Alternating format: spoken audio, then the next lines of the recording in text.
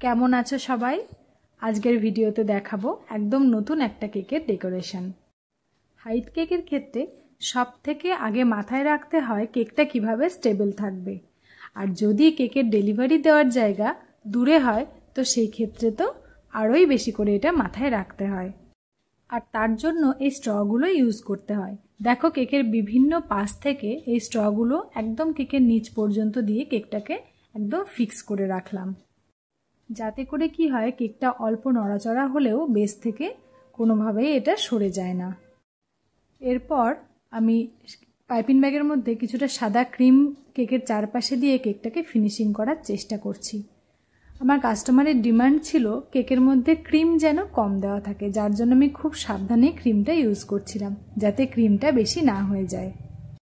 বেশি করে cream use করলে কি হয় ফিনিশিংটা খুব তাড়াতাড়ি হয়ে যায় আর ফিনিশিংটা খুব ভালোও হয়, কিন্তু কম ক্রিম ইউজ করলে কি হয় ফিনিশিংটা আনতে খুব দেরি হয় আর ফিনিশিংটা অতটা ভালোও হয় না।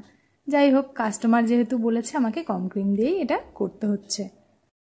এই দেখো এতক্ষণ এত কথা বলছি কিন্তু এটাই বলিনি যে এটা কি কেক বানাচ্ছি। যদিও তোমরা ভিডিও স্টার্ট করার সময় দেখেই নিয়েছো এটা কি কেক হতে চলেছে, তাও আমি বলে দিই এটা একটা বাড়ি কেক বানাচ্ছি। যে ছোট্ট কাস্টমারটাই কেকটা অর্ডার করেছিল সে ছিল আমার খুব ক্লোজ একজন রিলেটিভ, আর তার আবদার রাখতেই প্রথমবারের জন্য এই কেকটা আমি বানিয়ে ফেললাম।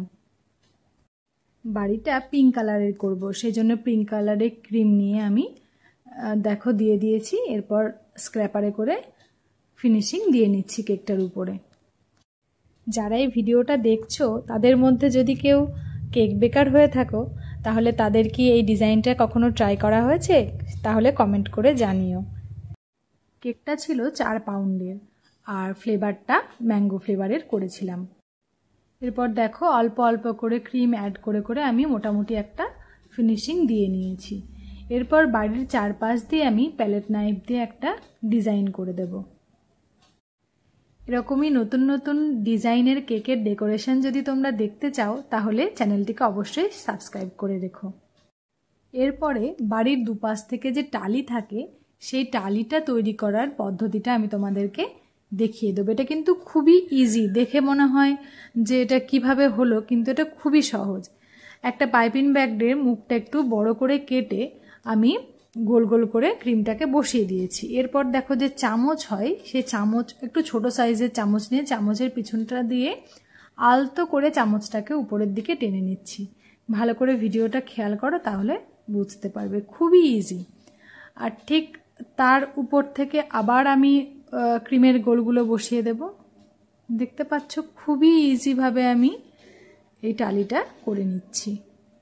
এই সময় একটা জিনিস খেয়াল রাখতে হবে, আমি যখন ক্রিম দিয়ে গোল গোল ফোঁটাগুলো বসাচ্ছি সেই টাইমে একটা নির্দিষ্ট প্রত্যেকটার মাঝে একটা গ্যাপ রাখতে হবে, যাতে চামচে করে ডিজাইনটা করার সময় ডিজাইনটা ভালো করে বোঝা যায়।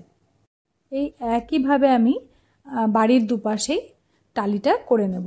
টালিটা করার পরে আমি টালির পাশ দিয়ে একটা বর্ডার করে নেব যাতে বাড়িটা দেখতে বেশি সুন্দর লাগে। এই টালি বানানোর পদ্ধতিটা তোমাদের কেমন লেগেছে কমেন্ট করে অবশ্যই জানিও। দেখো দুদিকেই টালিটা বসানো হয়ে গেছে। এইবার আসবো বাড়ির মেন পার্টে, যেটা ছাড়া কিন্তু একটা বাড়ি অসম্পূর্ণ থেকে যায়, সেটা হলো বাড়ির জানলা এবং দরজা। এই জানলা দরজাগুলো আমি আগে ফন্ডেন্ট দিয়ে বানিয়ে রেখে দিয়েছিলাম। এগুলো বানানো কিন্তু খুবই ইজি। তোমরা যদি এই জানলা দরজাগুলোর মেকিং ভিডিও দেখতে চাও তাহলে কমেন্ট করে জানিও, আমি নিশ্চয়ই তোমাদের সেই ভিডিও শেয়ার করব। এরপরে আমি কিছু কালারফুল পার্ল দিয়ে বাড়িটাকে একটু সাজিয়ে দিচ্ছি যাতে আমার কিউট কাস্টমারের বাড়ি দেখতে একটু কিউট হয়। এই দেখো কেকটা আমার পুরো রেডি হয়ে গেছে। কেকের ডিজাইনটা তোমাদের কেমন লেগেছে জানিও। ভিডিওটা যদি তোমাদের ভালো লেগে থাকে তাহলে একটা লাইক আর কমেন্ট করে দিও। দেখা হবে পরের ভিডিওতে।